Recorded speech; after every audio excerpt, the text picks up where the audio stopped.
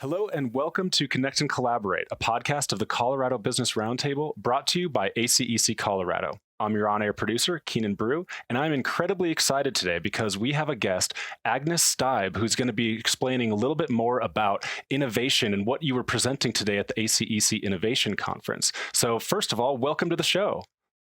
Yeah, glad to be here. Glad to be at the event and also on this podcast because I believe we can co-create and co-share the knowledge, and that's the actually fundamental of human evolution. So happy to just give my contribution in that long journey of our mankind. Absolutely. Well, I know personally, I'm really excited about the opportunity to learn, but here using this technology, we're able to share our conversation here today along with all the listeners out on the internet or on their podcast devices, wherever they listen to us. So first of all, I just want you to please give yourself a little bit of an introduction and let our audience get to know a little bit about your background and who you are. I'm an interesting person and I'm very curious, and my nature is very much into the exploration.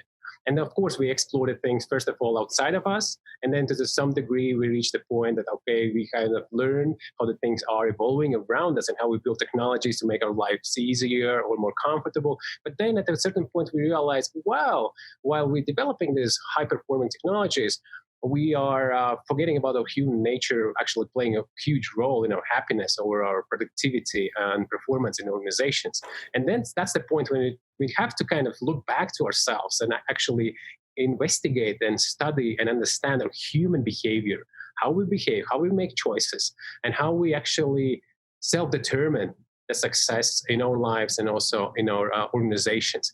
And therefore, I think I went through all of this journey, starting from my computer science master degree or grad degree. And then I got bored with all of this basic understanding that you can build the computers and they work or they don't, and then you fix them. But then once I get into the working with people, I was so amazed. There was such a complexity, sophistication. I thought, oh, that's really interesting. So after that, I did my PhD, not at that point. So I did my MBA. So that actually brought these two things closer together. I worked in the industry, big companies like Hewlett-Packard and Oracle, applying this expectation management and how we could get the people what they want. And later I thought, oh, but I'm still missing one piece, which is the fulfillment for myself. And then I thought, oh, what would be so interesting and exciting that I would do the whole day, every day? And that's a formula of happiness if you look at the Eastern philosophy. And I was like, I don't know. Let's ask Google. And so when I throw in the keywords related to technology and then the keywords related to the human being, and then turned out, oh, there is this area of persuasive technology. Oh, we design technologies to influence what people think and do. And I decided to go to do a PhD. PhD is a comfortable way to get a deep expertise in something. And that's how I built it up. 3 years, social influencing systems, and then 3 years as a postdoc at MIT, actually applying this conceptual design thinking to the urban space. And this is how the persuasive cities, later transforming cities, emerged. And then I was always concerned about improving lives. And that's how we get to the sustainable well-being. And now I'm doing my professorship, and I teach and I continue researching, and I'm directing international MBA program on with transforming perspective. So I really believe that the answer is in ourselves, and technology is the amplifier. And if we get these things in a right balance together and put them around us so they enable us to succeed, we will be just fine with everything. Really appreciate your optimism, and you're right. That is an incredible background, having the computer side, but then going and making the jump to the human side, which is very sophisticated, as you were saying. And there may be some similarities, maybe some differences.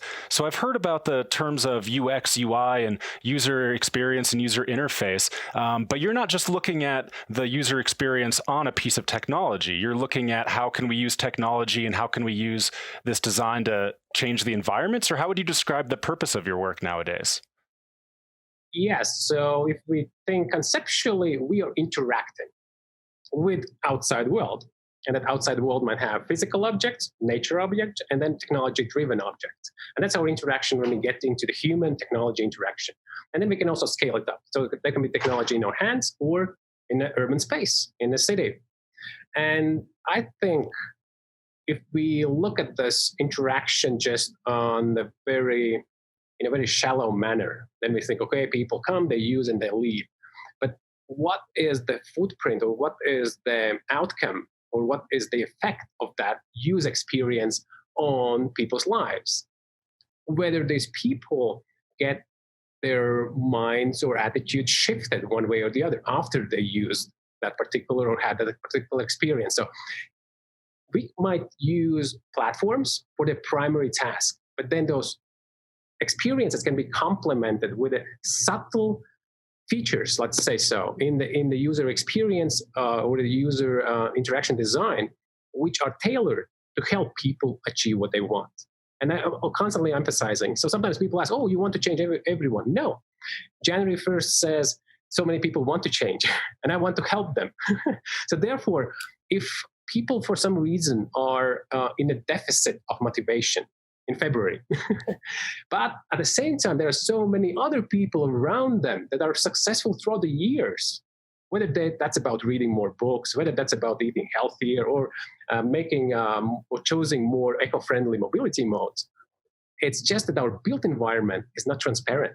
But technology can make it transparent and show that data to those January 1st people who are longing for more inspiration, is getting this data through the technology onto the hands or into the kind of awareness of these people who are willing to change. And that's the power of social influence. So I might be repeating this over and over again.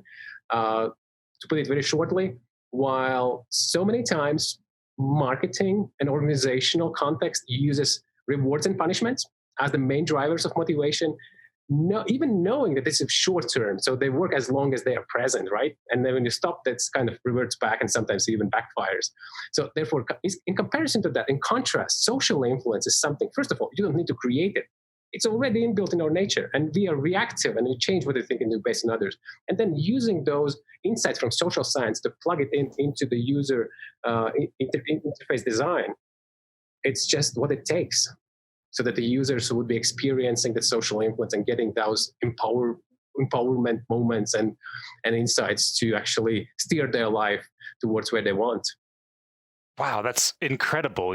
The influence of other social activities really does help. And you've opened my mind a lot about technology already in this conversation about, yes, it's the phone in your hand, but it can be so much more, whether it's something built into the environment or the way the environment is designed itself. And you had some fascinating examples there with someone trying to improve themselves and doing different things like wanting to go work out. But you were also hinting a little bit at maybe some of the larger social activities that have a bigger implication as far as the larger environment. What would you describe as some of the biggest challenges on the planet that we're facing today that some of this design thinking could help and address? I think the biggest challenge for us is ourselves, and not knowing deeply enough how we operate. And also, I really appreciate that we've gotten so far, but unfortunately went through the centuries which helped us to evolve, but at the same time got our understanding about ourselves very constrained. And those implications are still holding us back. I think essentially understanding how we react, how we make choices, how we are constantly influenced, and actually how powerful we are to change what we think and do ourselves is the essence that is missing in the most of the activities that is happening. So people still rely on the premise that if we only change something around the people, they will behave differently. So sometimes they bring their office next to the sea with a nice view, they change the chairs and maybe lighting or something, and then they expect, okay, now people will come on time to work. No, because there is a different attitudinal barrier that actually inhibits them to do so. So therefore, the biggest challenge and the biggest opportunity is learning more about ourselves, how our brains work. And I really look forward with a neuroscientist to bring more insights, closer understanding of how the whole intelligence is happening, and also behavioral intelligence, how it's operating there. So once we get that understanding that the beginning and the end of everything is our human behavior, and we fundamentally have that identity in our everyday decision making, then we can start to see sustainable change, which I call transformation. Transformation. That's amazing. And just want to follow up in asking about So you're currently a professor in France and you're a researcher with MIT. And I understand you're a global thought leader that travels to many countries, continents, and speaks on this subject. How do you see this unfolding out here in the future? I believe that everyone has a transformation gene. So I'm taking a little bit of borrow this perspective of the DNA. It's like a hardware of the human being. And then recent discoveries have been describing epigenetics, which says that the environment and our chosen behaviors determine which of the gene expressions are more activated and which are silenced. And I believe, and my observations and my work across the continents and over these years have proven that everyone has a transformation gene, which means they can express powerful, always present and available form of change and transformation and understanding of that in their DNA. And I think what is the mission that I do, and I think it's scalable because if I'm getting people guided to a place inside of them where there is this small place covered with something that is conditioned before, and I try to uncover it, unveil it, and show, here it is. Here is your transformation power. Here's your understanding of that. It's already inbuilt in your nature. And then activating that gene, the person acquires a new identity. And then whatever is the question, whatever is the case, the person is not into the, let's say, old-fashioned or the stereotypical fight or flight mode of what to do with this, but is in the mode of power, of driving the change, like being able, being knowledgeable, and being confident. And that's what I mean by activating these transformation genes. And once that happened, there is no way back. It's just that people become with their new identity. And sometimes I refer back to people's identity as a book of life. So people can list their book of life and go to the page, and that page can have a sentence. And that sentence says, I'm not sure what a transformation is. Or I might say, transformation is a mystical thing. Or I always try to change something and I always fail. And then it might be another sentence for the different people. They would say, I've seen other people trying to change and they failed. Whatever the sentence is, it's there. And that's the reason why nothing is happening.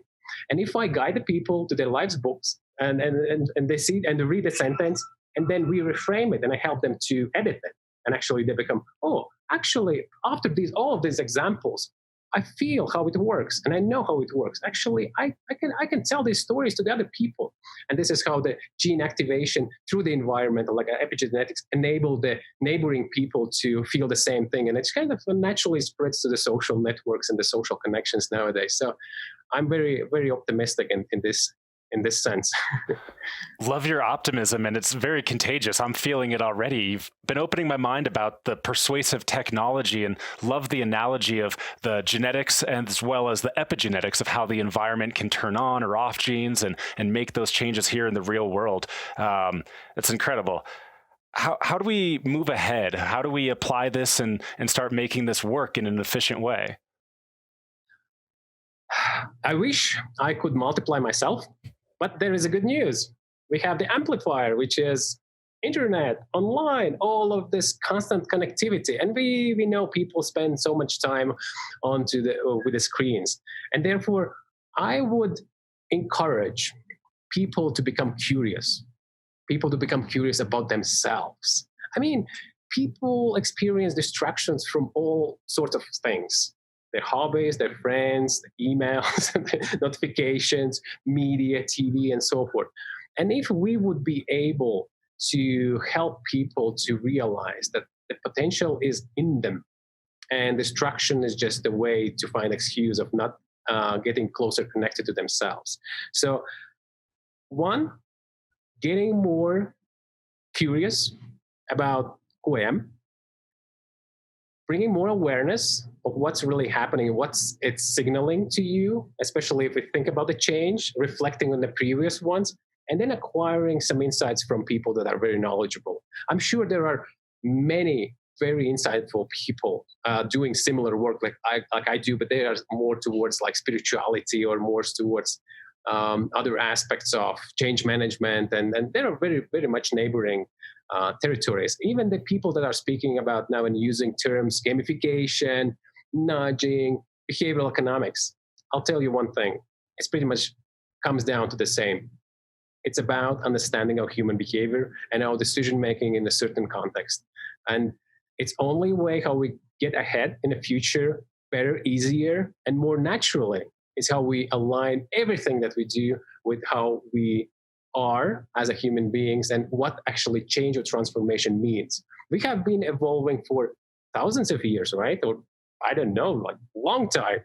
So that's what we have already. It's in tapping into that, having the removing the barriers from here, conditioning, and feeling empowered.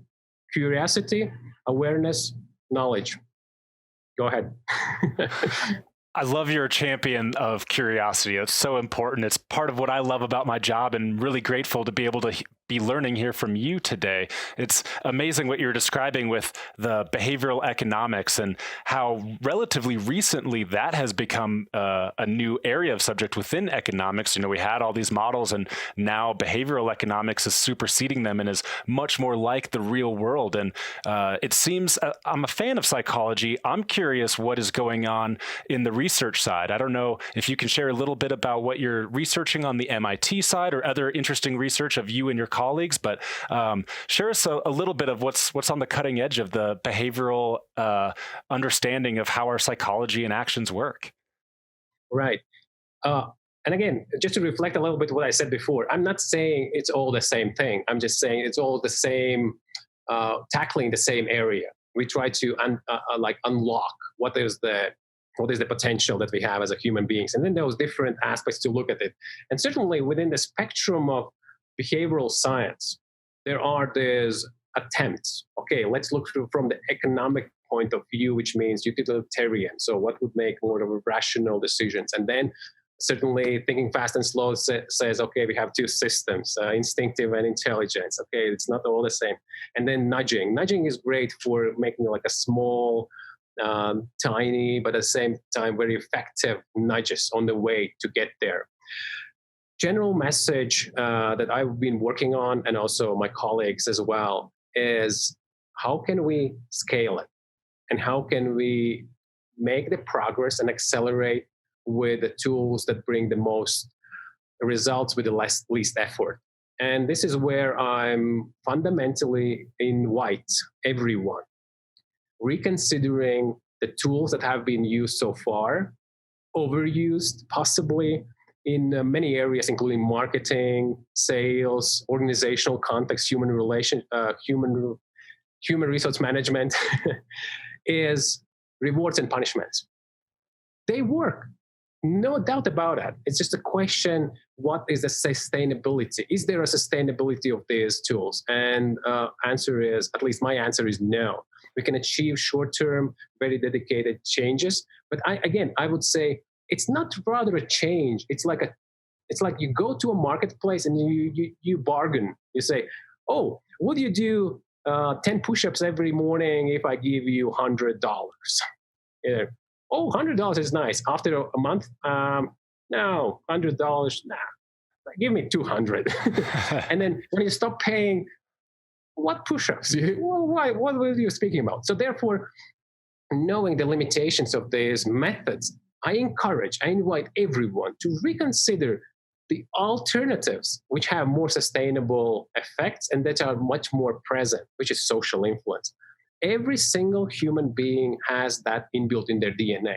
You enter the room of the meeting and you wonder, oh, is it a good idea to open my laptop or not? What do? You look at others. And if all of the laptops are open, you think, oh, it's safe. I can do my emails. And then you might be in a situation you think, oh, I really need to be in this meeting. Oh, but I need to finish this email as well. But you have the circumstances, you just decide, I go in the meeting and I will finish there. You enter the room, all the laptops are closed. And you're like, now I'm trapped. And then you will feel all of the ways how your body reacts to the situation, say, don't open the laptop, don't open the laptop. You will have no, you better not start doing it. And then the mind goes into what kind of excuses I will write to that person whom I promised to respond into the email. This is how powerful it is. And I have plenty of examples, and they are available on YouTube, and I'm just selecting those to give the inspiration and give the insights to everyone. And I think that's exactly what's happening in my talks. So people look at themselves and feel actually like internally, the bodily, like signals are saying, yeah. And that's why people have a good laugh, because they know how it works. I'm just saying, let's use it. Absolutely. So I'm really curious, ACEC Colorado, with their event, the Infrastructure and Innovation Summit, a lot of what you're describing, and in my mind, I'm familiar with Daniel Kahneman, Thinking Fast and Slow in Economics, or seeing some things in marketing. How would you go about describing what it is that you do for, here, 1 second, Alex, can you click that off? Okay. How would you describe your presentation as you tailored it for a group of engineers and construction, and what can they be doing for themselves in their own lives and business, or especially could they incorporate some of your thinking and some of this new research into design space and how they build the environments that we find ourselves in? Oh, it was so easy to some degree for me, because that's exactly what I did at MIT. It was all, at that time, it was persuasive cities. I was still coming from this persuasive technology, but then we know that word persuasion has this kind of a double meaning, and we go, okay, let's take the persuasion out of the equation. Let's put the transformation in there. So therefore, scaling up, and especially in the urban context, that's the place where the most people are. So the chances that you have good examples around you are higher. And also the way how people live and commute through the urban spaces give you the opportunity to place some technology on their way that would be reflecting something that actually encourages them to change what they think. And even these simple things that I sometimes ask, and when I was at MIT, I say, we work on this, encouraging people to ride more bikes as they commute to the school or to the work. And then I sit in a meeting room, there are two other people, and I say, what would be your guess? How many people are riding bikes on the Mass Ave every day? Just give me an average number. So until two people respond. One says 100, the other says 1,000. It turned out the person who said 100 is a dedicated car driver. And then the other person was a dedicated bike rider. And you see, no one really knows, but everyone has a perception. And if we live in our perceptions, we kind of are misleading and are creating a delusion. So therefore, first of all, bringing this understanding that people are, first of all, constantly changing their decisions based on others. And if they are willing, if they're January 1st people that are willing to change, they're looking for more inspiration. And the inspiration that comes from other people is much more sustainable than the inspiration that comes from $100. For the most cases, I mean, it's in the sustainable way. So therefore, architects, engineers, and developers, especially those who create the new landscapes or experiences in the urban space, are those who would make the urban life much better, much more enjoyable by including the ways how their chosen infrastructure, their chosen design and architecture would be naturally in sync with what people would perceive as being meaningful for their lives or for their well-being.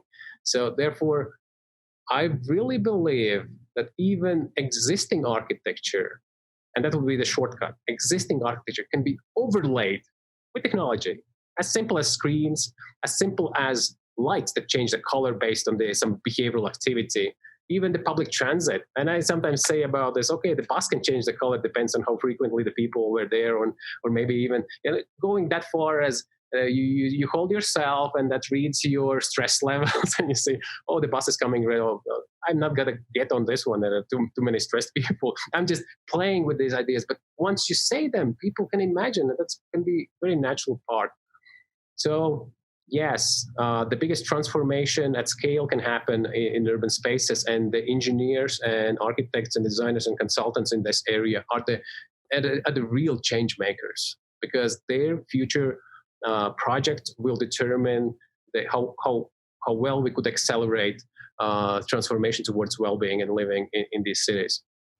That's an incredible opportunity for us and everyone in the engineering and construction architectural space to be able to take this thinking you're describing and have transformative environments built into the infrastructure. We only have time for about 2 more questions, and I'm really excited to keep learning from you. So in the meantime, whether someone's an engineer and building something in the real world as a space, or they're working in a different area, what are some actionable things that individuals can start tomorrow to affect this change in their lives?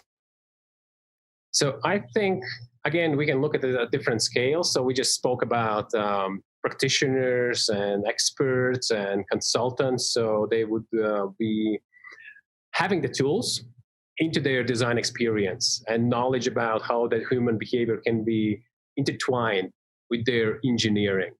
And then I believe if we come down to the individual and, we wake up in the morning, then we have the access to the infinite source of energy flowing through us every day, and we make decisions. What do we do with it? And we know our energy goes where our attention goes. That's a kind of universal thing. And the results will appear exactly there, where your attention goes and the energy flow is there. So therefore, some people might not have a clear direction where they're going. They wake up and just get caught into the distraction immediately. What I would encourage everyone, every individual, and to use one practical thing. And in my work, it's called arrow or a vector, which means determining where are you going. And again, it's not an easy question, but if you don't ask, we never get the answer. And if you are clear, and usually people refer to this as a purpose, but I encourage to draw just a line, and the line means the arrow. And how does it work? At the end of the arrow, you just pick what is the most meaningful for that time of your life or for a particular context. Then you draw other arrows from the same inception point, but in a different direction. Like you have several arrows, the long one to the end goal you want, and then there are several others. Now, if you know that you go in the arrow, for example, points to the direction that you aim to be a person who always finds, let's make a simpler example, a person who reads more books, whatever that means. And for example, that'll be promise to the person, okay, I will read 10 pages every day. It's not a big deal, but still it's going to get you under the face. So which means every single day you make a decision, and the arrow is, I'm the person who reads 10 pages a day. So every single day, if you read the 10 pages, you land on the same arrow. One day you say, well, I did already very well for 2 months. Why don't I just skip one? But the geometry works like this. Whenever you make your decision and put it aside of the arrow, it lands on a different arrow, and it creates an angle, and you end up being somewhere else. So that's a practical tool every person can use as a reflection for, first of all, where you want to get, and knowing, and you can put those reminders around you. Like sometimes people learn the new languages by putting like stickers with the names. These will be your transformation stickers. Arrow, where you want to go, and other arrows, which means leading not where you want to go. That's a practical thing. Everyone can just test it for themselves for a few days and see how that actually makes things much clearer. The noise that comes into the head and saying, well, but nobody sees that, but you know how it works, and your body would be signaling that. Well, thank you so much. I'm going to give that a try, and I hope our audience members do as well. I would love to keep learning, and I know we have a hard stop here in about a minute. Where can our audience members find out more about you and keep up with your work? There is this, as I call it, gateway to transformation, and that's a website, transforms.me. Excellent. Well, Agniss, thank you so much for joining ACEC. Thank you for joining us here today on Connect and Collaborate, podcast of the Colorado Business Roundtable, brought to you by ACEC Colorado. I've been your on-air producer, Keenan Brew, and Agniss, thank you so much. And to our audience, please go ahead and try this out and follow Agniss online. Thank you so much.